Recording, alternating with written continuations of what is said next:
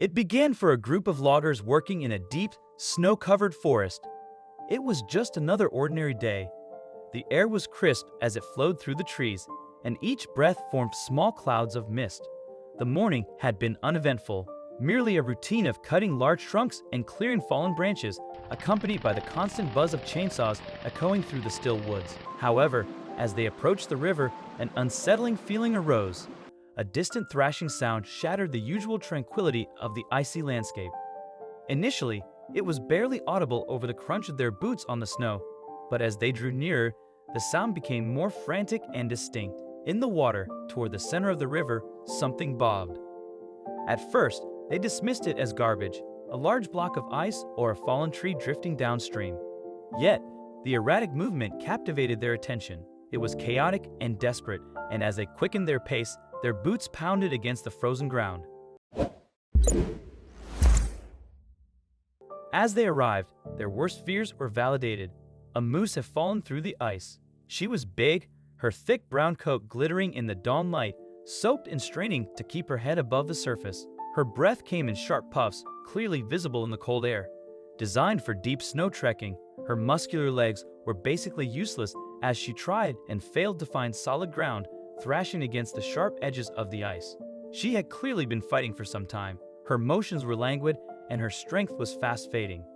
Every time she tried to get back up, the ice yielded beneath her, sending her crashing back into the cold depths. She felt exhausted. The men peered at one another nervously. This was different. They had seen animals struggle before, wolves caught in traps, deer trapped in deep snow. The moose was in urgent danger. Any delay in response would not help her for long. "We have to help her," one of them remarked, casting about for a way to get involved right away. Not a bit of doubt existed. They did not second-guess themselves. The loggers knew the risks. The ice was thin and somewhat hazardous, and the water was freezing. None of that truly mattered. They owed it to her. The men started off straight away. One of them cried, "We have to get to her now. Every instant counts." The frigid water was draining the unfortunate animal of her strength, and they had no time to waste. They quickly gathered their tools, driven to make it work. They possessed a few heavy-duty ropes and numerous forestry chainsaws, but lacked other equipment. "We'll have to cut a path through the ice," Logger Jordan remarked. "She might be able to stand and get herself out if we can open a path to the shallow water." Moving fast, they worked together in unison. One man started the chainsaw, the sharp teeth screaming across the thick ice deafeningly. Frozen bits flew skyward, coating the loggers with ice and water. "Keep cutting," someone hollered. "At least 20 feet are needed." Startled by the sounds, the moose whirled in the water. "Easy, girl," another rescuer yelled. "We are trying to help," one of the loggers said. She was too scared though, and her wide black eyes reflected this. Her breaths came in short, panicked bursts. The crew realized the moose was slowing down as they worked. One of the loggers slumped and said, "She's getting weaker. If we do not get her out soon, she will not make it." The chainsaws produced a path across the ice that guided the moose toward the shallow water. Using large logs as makeshift barriers, the loggers directed her toward the opening. "Proceed, honey," one of them urged, lifting his arms. At first, she seemed to have problems understanding. Her legs hardly moved, and her body shivered from cold and weariness. She kept treading water. The lads began to feel nervous. "Come on, you're quite near." At last, there was a click, and the moose moved slowly, struggling to stay upright. As she turned toward the opening, her hooves found more stable ground. The loggers encouraged her, saying, "That's it, girl. Keep going." She made her way towards safety, but paused, half buried in the cold water.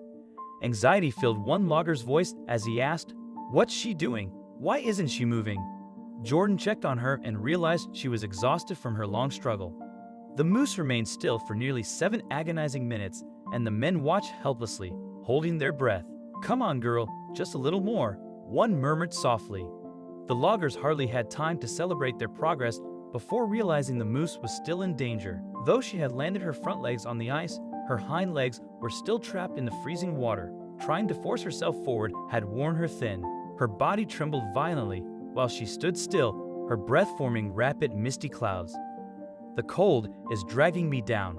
We have to help her right now," one of them yelled, urgency driving his voice. One of the guys picked up a sturdy branch and approached the moose. "Maybe we can nudge her forward," he suggested.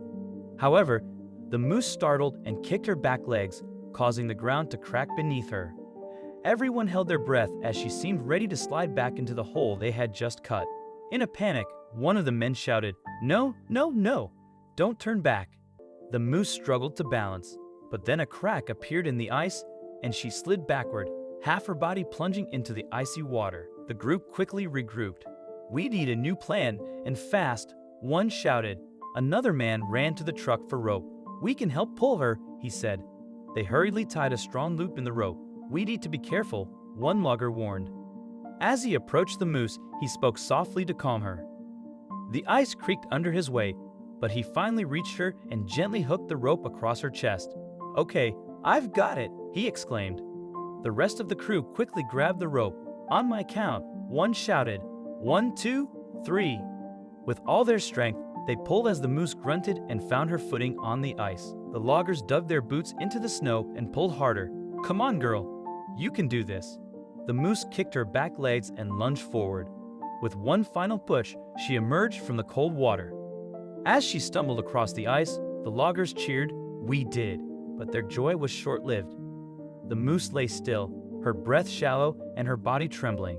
The lads exchanged worried glances. Frantically, "She's in shock," one of them remarked softly. Another clenched his teeth. "She can't be left out here freezing. She has to get up."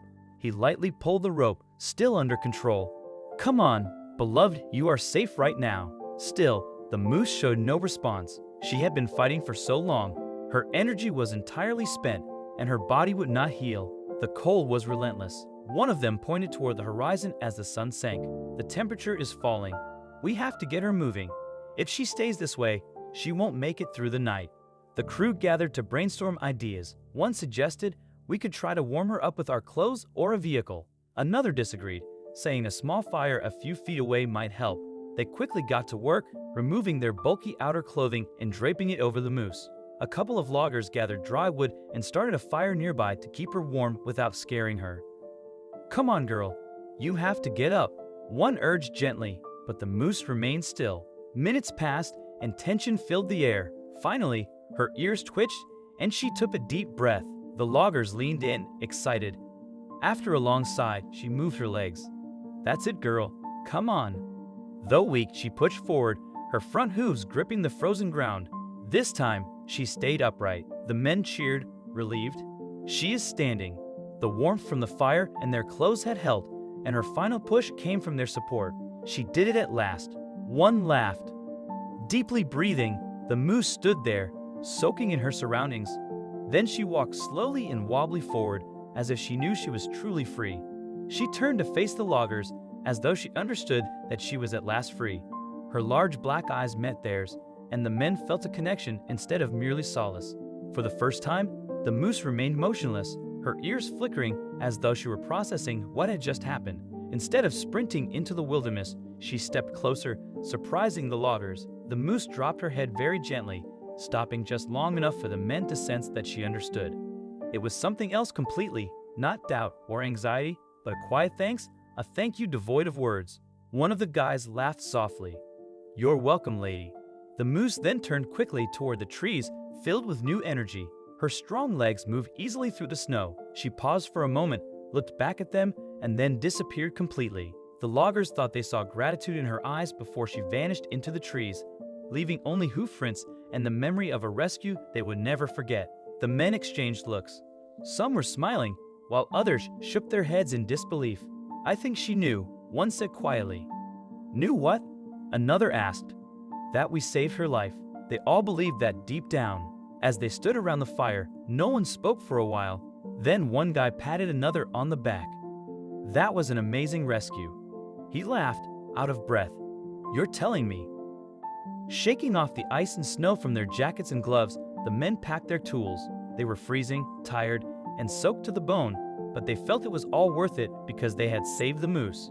As they celebrated with high fives, one of them said, "Good job, guys." High five all around. They slapped hands one by one, smiling even in the cold. As they packed up and headed back to their trucks, they realized they would never forget this moment. Little did they know, their bravery would soon inspire people everywhere.